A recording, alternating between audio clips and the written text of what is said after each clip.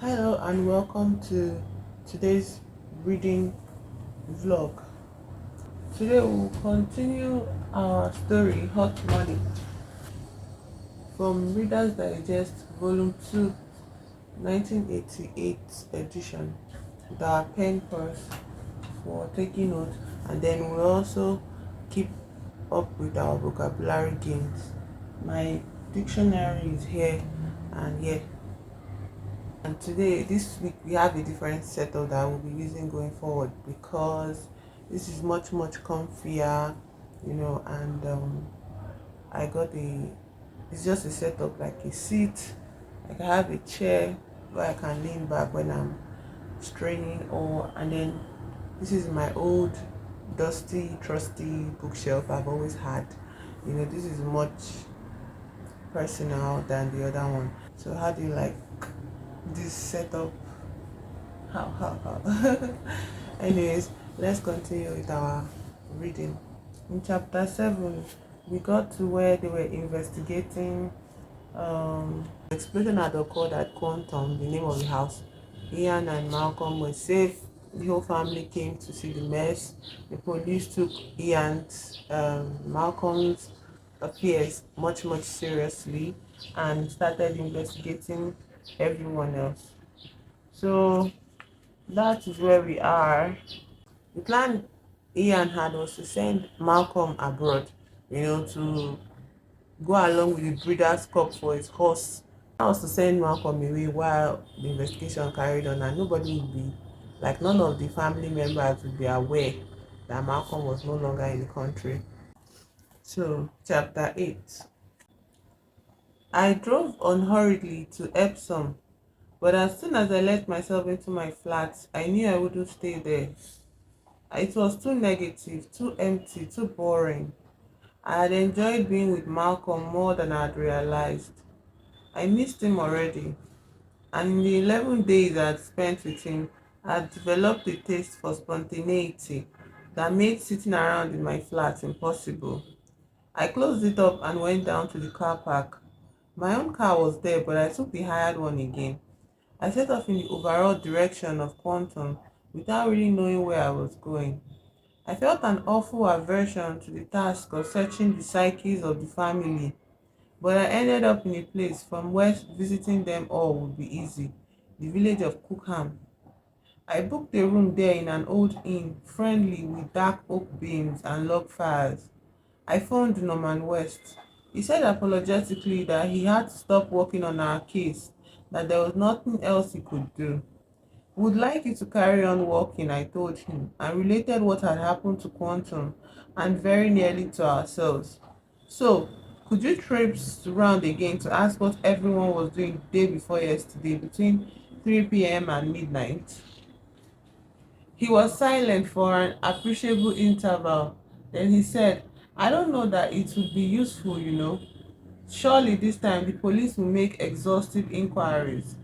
Please do reconsider, I said.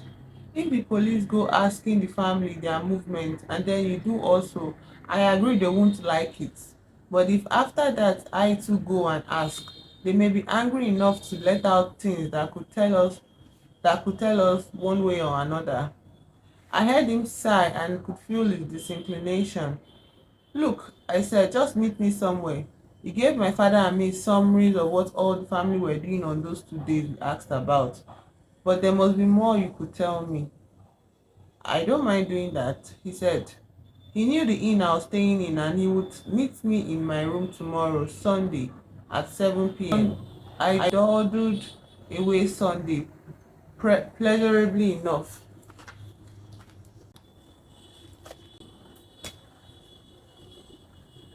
I dawdled away Sunday pleasurably enough, and Norman West, true to his word, appeared at 7.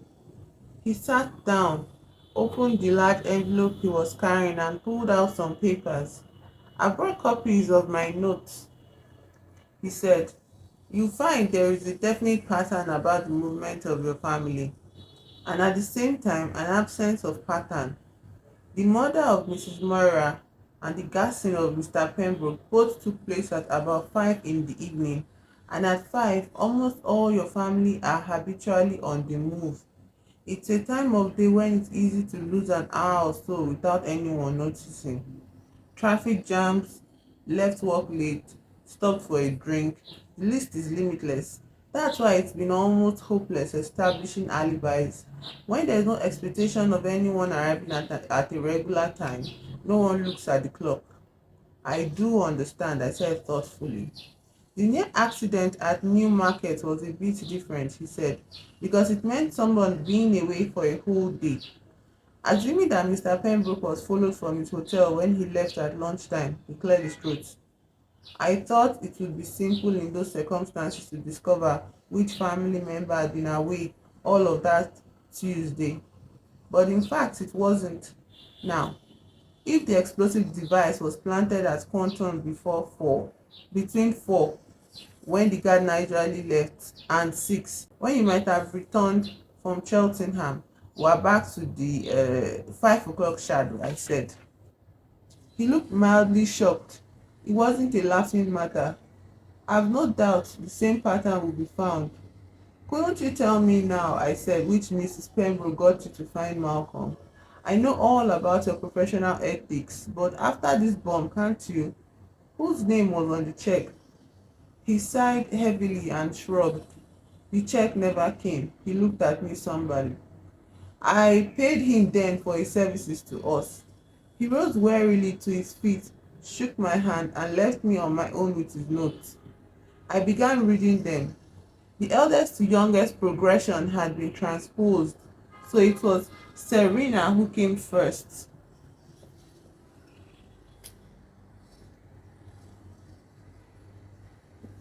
Miss Serena Pembroke, 26, unmarried, lives at 14 Mossborough Court, Bracknell, no ascertainable love life. Miss S works at Diana's dance studio, teaching aerobics Monday to Friday, 8 a.m. to 1:30 p.m. Half hour on, half hour off. Evening classes Monday to Friday, 7 to 8:30 p.m. S has bad menstrual cramps every month, always 2 days off. The Tuesday of New Market sales was one of these days. The second, she returned Wednesday. Miss S likes pretty clothes, goes to her brother's house, Mr. Ferdinand, on weekends, or to her mother's, Mrs. Alicia. On the Friday of gas attack on Mr. Pembroke in his car, she says she bought food and a blouse. Miss S owns silver grey Ford Escort, goes through the same car wash every 2 weeks.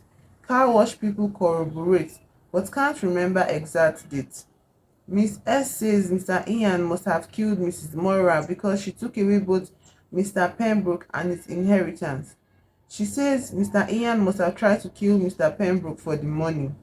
If it is Mr. Ian, she can bear it, she says, because it would serve him right for being daddy's pet. I shuffled Serena to the bottom. Next came notes on Debs and Ferdinand. Mrs. Deborah Pembroke, 27, wife of Mr. Ferdinand, Gables Cottage, Reading Road, Wokingham, Berkshire. Mrs. Deborah works as a model for mail order catalogs and was engaged till 6 p.m. in London on the Tuesday of New Market sales. Mrs. Debs has no firm alibi for the previous Friday evening. Says she finished work early in London at 3:30 and drove home. Mrs. Debs drives a Scarlet Lancia. When I inspected it, it was dusty overall with no sign of contact with Mr. Ian. She says her husband is the only good one in the Pembroke family, but that he listens to his mother too much. She says they'll be well off one day as long as Mr. Ian doesn't interfere. Mr. Ferdinand Pembroke, 32, is a statistician actuary for an insurance company. So we need to know what statistician and actuary means. He works a third of the time at home. His company arranged for him to take an anti-fraud course. On the Friday, he had worked at home. On Tuesday, he was at the course. Attendance records were kept only on the first day, Monday. I asked if he had made notes on the lectures. He said he didn't take any. Mr. Ferdinand drives a cream grey Audi. It was clean. Although he was working at home on the Friday afternoon, he was not in when Mrs. Debs arrived from London. He says he had finished the job he had been working on and decided to drive over to Henley and feed the dogs on the Thames. He often did it, he said. Mr. Ian would corroborate. Mr. F is protective of his sister Serena. He is attentive to his mother, Mrs. Alicia.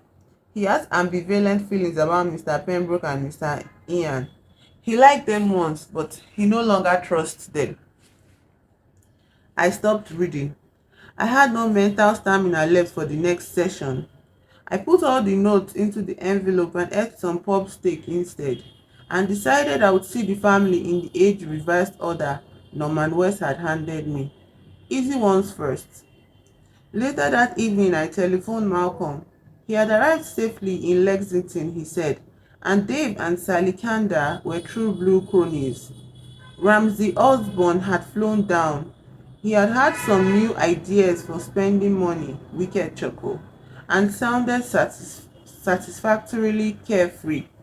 He and Ramsey might be leaving Lexington on Tuesday or Wednesday. Wherever you go, I said, will you please give the Kandas a telephone number where I can reach you? I promise, Malcolm said blatantly. Hurry up and come over. Soon. I've got used to you being with me. Keep looking around for you. Odd. Must be senile. Yes, you sound it. He laughed, said goodbye and disconnected. So this is a picture of Serena. With a heavy lack of enthusiasm, I drove the car towards Serena's town of Bracknell the next morning. Diana's dance studio consisted first of a reception area. A young girl sitting behind the reception desk looked up and I asked for Serena. She's back there, the girl said. She's teaching at the moment. Back there was truly an attractive area with tables and chairs to a studio whose floor was of polished wood. The music, warm and insistent, invited rhythmic response. Serena danced with her back to a mirror. Facing her was a collection of clients, all female, bouncing in unison on springy ankles, arms and legs swinging. On every face was concentration and sweat. Great, ladies, that's great, Serena said eventually. She gave me an unfriendly glance but turned with radiance back to the customers. Take a rest. The bodies filed, panting through a doorway marked changing rooms. Serena said, what do you want? She was hardly out of breath and looked colorful but discouraging. Malcolm wants me to find out who bombed Quantum, I said. She glowered at me. Well, I didn't. Do you remember the day old Fred blew up the tree stumps? No, she said. Thomas gave you a ride on his shoulders out of the field, and the blast of the explosion knocked old Fred over. I don't know what you're talking about. Why are you so hostile? I'm not. Where's Daddy? With friends, I said. It saddens him that you are hostile. She said bitterly, that's a laugh. He rejected all of us except you, and I'll bet you killed Moira. He hasn't rejected you, I said, and I didn't. He kicked us all out. I loved him when I was little. Tears appeared suddenly in her eyes and she shook them angrily away. He couldn't wait to get rid of me. He tried to keep you, but Alicia wouldn't have it. She fought him in the court for custody and won. He didn't want me, she said fiercely. He only said so to spite Mommy, to make her suffer. She told me all about it. He couldn't wait to get rid of us, to tear out all the pretty rooms, to blot us out. She was deeply passionate, with the old feeling still smoldering after 20 years. Give him a chance, I suggested. I did give him a chance. I offered to help him after Moira died, and he still didn't want me. I look at the way he's throwing money away. If he thinks I care about his stupid scholarships, he's a fool. He can keep his money. I can manage without it. She looked hard-eyed and determinedly stubborn. The old man in all of us, I thought. You had your 5 minutes, she said. She sidestepped me in swift movement. See you at the funeral. Whose funeral? I asked, following her. Anyone's, she said darkly, and ran weightlessly away. I laughed. I left the dance studio, I feeling I had achieved nothing, and with leaden spirit went to call on Ferdinand in Wokingham. He came to the door frowning because I had interrupted him at his computer, and grudgingly he let me in. With nothing to say, he said, but he sounded more resigned than forbidding, half relaxed as he had been in my flat. Can you come out for lunch? I asked. I have a lot to do.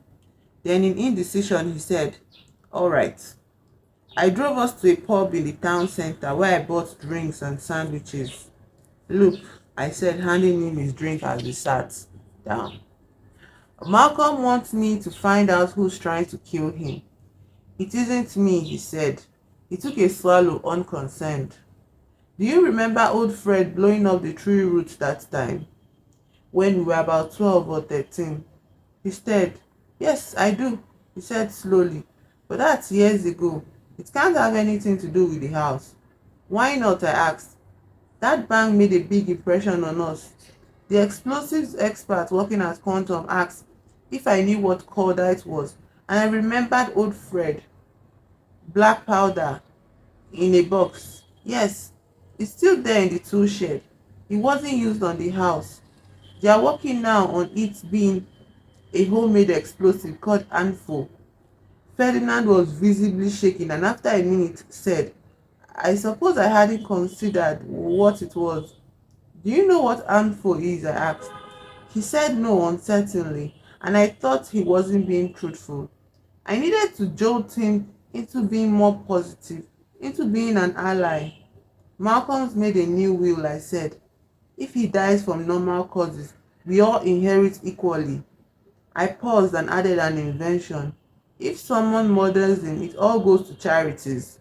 So how about you getting on the telephone and telling the whole tribe to help me find out who's trying to do us out of our future? In the evening, I read a note on Gervais and Ursula.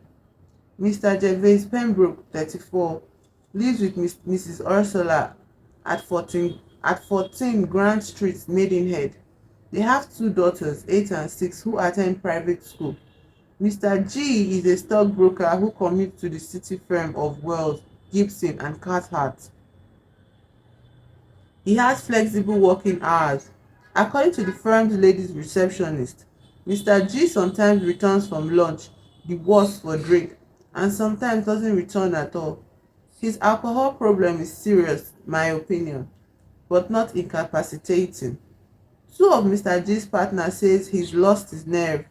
They think that too much playing safe is bad for stockbroking. On the Tuesday in question, Mr. G told the secretary he was going to see a new client and left at 10:30 a.m. Mr. G didn't return to the office that day. Mr. G left the office the previous Friday at midday. His car, an off-white Rover, was unmarked when I saw it. Visited Mr. G at his home to ask about the client on Tuesday. Mr. G said none of my business. Jealous of Mr. Ian and fears him. Despises but also fears his father. Mrs. Ursula Pembroke, 35, has no employment beyond looking after children and household. A cleaner comes in Monday to Friday, 9 a.m. to 1 p.m. Stays Tuesdays and Thursdays until 4 p.m. Mrs. Yu shares the school run with a family nearby. Mrs. Yu's mornings are Tuesday and Thursday. Afternoons Monday, Wednesday, and Friday. On the Friday of the attack, Mr. Pembroke's daughters were invited out to tea. Mrs. Yu picked them up about 6:30. On the following Tuesday, Mrs. Yu arranged for the cleaner to stay and give the daughters their tea, as she wanted a day out in London. The cleaner told me Mrs. Yu did the school run and then drove away to the station to catch the train. Mrs. Yu has done this several times lately. She returned at 10 p.m. Mrs. Yu sees nothing wrong in Mr. Ian and could like Mr. Pembroke, but her husband won't let her talk to them. Mrs. Yu, unhappy woman with no money of her own. She's in a trap. Can't support children herself. Couldn't live without them. I put Gervais and Ursula back in the envelope, but they wouldn't stay there. They stuck like birds in my mind. There were too many questions without answers. I slept with troubled dreams and went the next morning, Tuesday, to 14 Grand Street, Maidenhead. The cleaner came to the door with an inquisitive face. Mrs. Pembroke was lying down with a headache, she said, and yes, perhaps she could go upstairs and ask if her brother-in-law might take her out to lunch. I waited, and presently Ursula came downstairs looking wan and wearing a coat and gloves. "Oh," she said as she saw me. "I thought it was Ferdinand." "I'd hoped she would," I said. "I'd hoped she would." I said, "Where would you like to go?" "Oh," she was irresolute.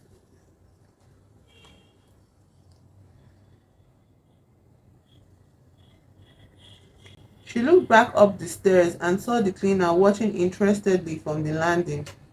Then she continued across the hall and came with me out of the house. "Gervais won't like this," she said, closing the door behind us. "Why should he know?" "The cleaner will find a way of telling him." Ursula gestured back to the house. "She likes to make trouble. It brightens her life. Why do you keep her?" "I hate housework. If I sack her, I'd have to do it. Gervais says she's thorough and won't pay anyone else." I was startled by a matter-of-fact picture of domestic tyranny. I drove out of town and stopped at a roadside restaurant. We ordered, and when the soup came, Ursula said, "Ferdinand phoned last night. He told Gervais that you said Malcolm had made a new will." "Yes, he made one," I agreed. "He showed it to me." "Gervais didn't tell me," she said. "He phoned Alicia and told her, and I listened. That's what usually happens." "What do you do on your trips to London?" I asked casually. She looked amazed and said intensely, "Oh yes, that wretched Mr. West. Gervais is furious with him. I've been wandering around, that's all." She ate her moussaka methodically. "Gervais told Alicia something about a tree stump. What's that about?"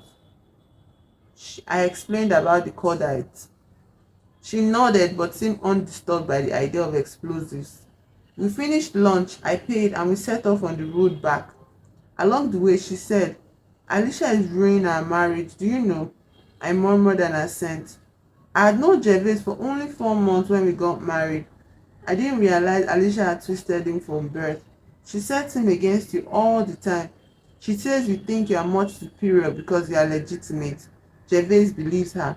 And look what she's done to Serena. Gervais says she was a bright girl, but Alicia wouldn't let her stay on at school. Alicia wanted her to be a little girl, not to grow up. And Alicia hated Kuchi, you know. And Kuchi was nice. I was sorry when she died, but Kuchi banned all the family from staying in the house except you. And I should think that's when Alicia turned against you. I can understand people wanting to kill. I would like to kill Alicia." She stopped abruptly, the raw truth quivering in her voice. I said, "Is it Alicia that's causing Gervais to drink?" "Oh," Ursula gulped, the misery flooding back. "It's just everything. I can see he's unhappy, but he won't talk to me. He just talks to her and she makes it worse." I sighed and pulled up at her door. "Thank you for lunch. Did your mother tell you we've had lunch a few times in London? She and I. She gives me good advice."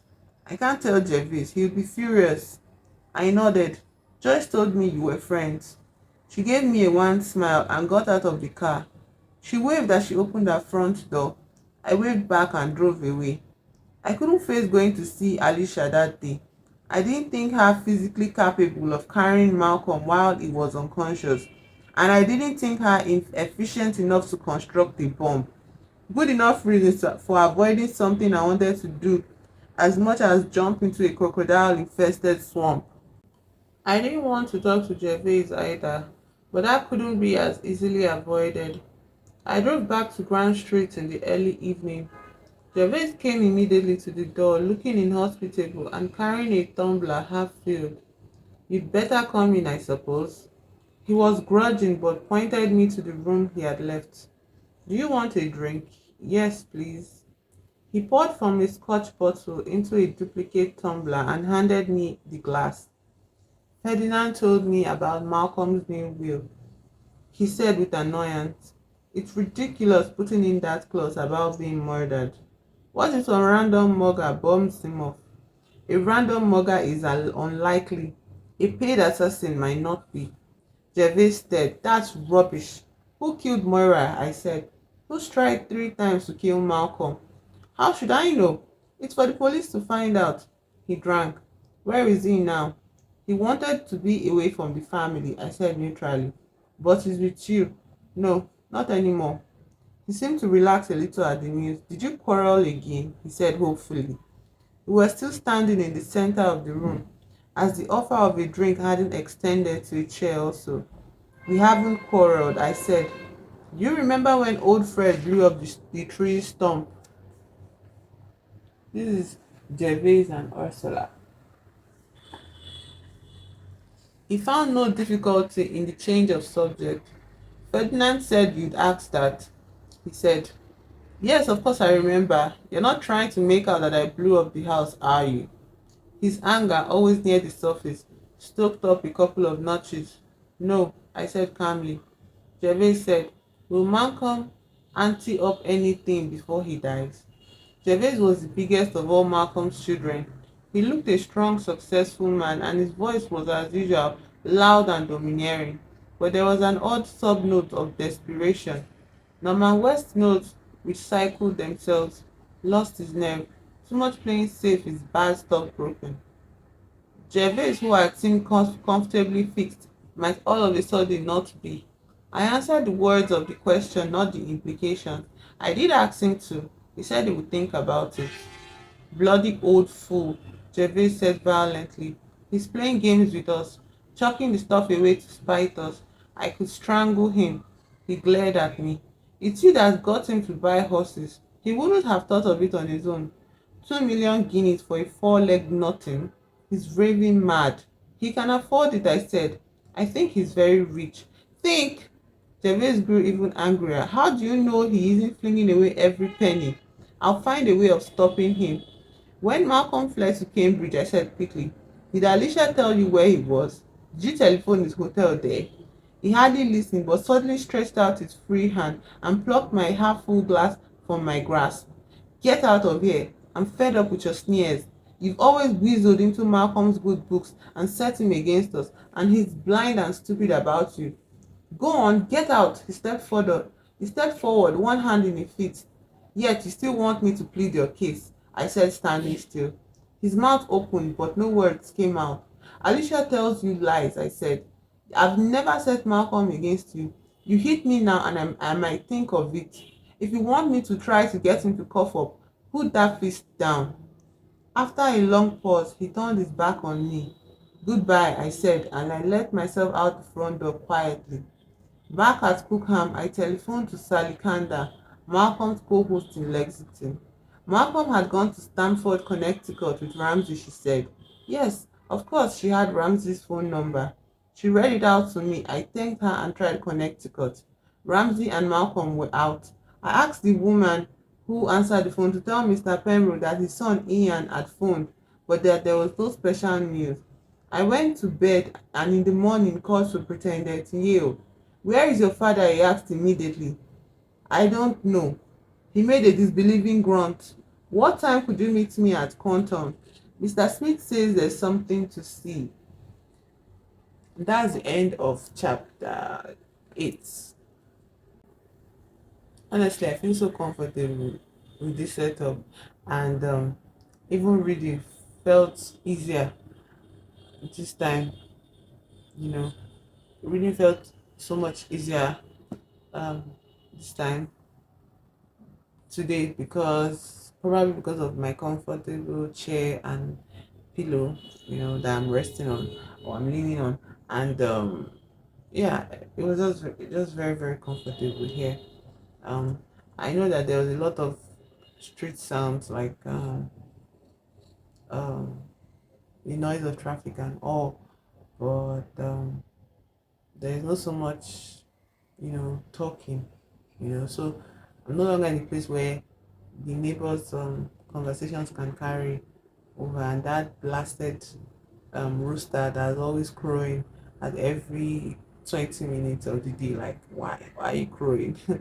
So it's not affecting me anymore, affecting the video anymore. I found some words, but they were not so much dawdled, transposed. Okay, there's a lot. Like one, two, three, four words. That's enough to bring out our dictionary. Ta-da! My favorite dictionary in the whole world. Maybe when I meet or I visit a very wonderful bookshop again, I might find another lovely dictionary. So the first word is dawdled. To take time more than needed, to move aimlessly, to waste time. Ian dawdled away. I dawdled away Sunday pleasurably enough. The next word is transposed. To reverse the order or place of interchange. That's a synonym for transpose. Second definition, to move into a different position or order. In math, to move a term from one side of an algebraic equation to the other side, reversing the sign to maintain equality. In music, to write or perform a composition in a key other than the original or given key. 5. To alter in nature or form, transform, synonym. Yeah. So in this conversation, the eldest to youngest progression had been transposed, so it was Serena who came first. Next word is a statistician actuary. That's what Ferdinand does as a job in an insurance company. Statistician actuary. So that's ST. Love the dictionary so much. Statistician. Don't have the combined word of it here, so I feel like we can just check the meaning of statistician, then the meaning of an actuary, and kind of pass together the meaning of statistician actuary. So statistician is specialist in statistics, one who compiles statistical data. So let's check the meaning of actuary in a. So actuary, actuary, of Latin origin actuarial, secretary of accounts. Okay, in essence, a statistician who computes insurance risks and premiums. So the definition of this word actually is found in just actuary. A statistician actuary is like a, what did you call this kind of words that has double, that mean the same thing basically. I can't bring it to my mind right now, but actuary would be enough to define the job that Mr. Pembroke does, because actuary is the secretary of accounts, a statistician who computes insurance risk and premium. So this is even a term that is um just for insurance. You don't even need to check the name of a statistician. Like I said, actuary is the whole actuary, the meaning of actuary carries the weight of what, or the definition of what Mr. Ferdinand does. So the next word, blithely. Now I found the word blithe, as in, yeah, I found the word blithe. So blithely here is actually an adverb.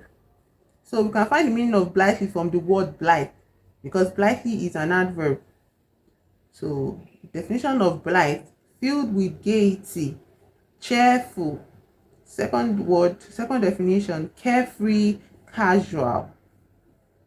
So when Ian asked Malcolm to give him a telephone number where he could reach him, Malcolm said blithely, I promise, hurry and come over. So he was actually in a very cheerful mood. He was happy, he was satisfied, he was comfortable where he was with Ramsey Osborne in America.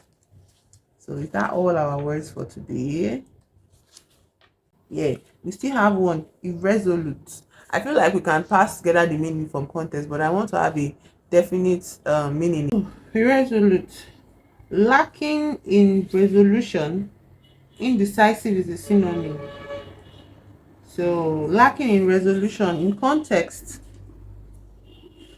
This was when Ursula met with Ian, and Ian was asking her to go for lunch with him. She couldn't make up her mind whether she wanted to follow Ian out to lunch or stay back like Gervais would wish for her, and all of that.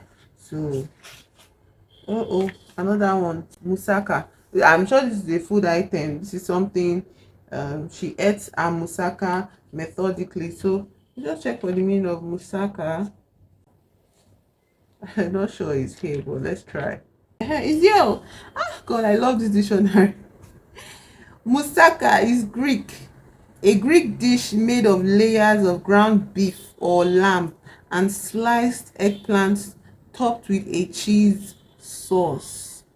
Wow, that sounds pretty delicious. Moussaka. Wow, wow, wow. All right. Any other words? And that is the end of our vocabulary games for today. Thank you for being with me, and I'll see you in the next reading vlog.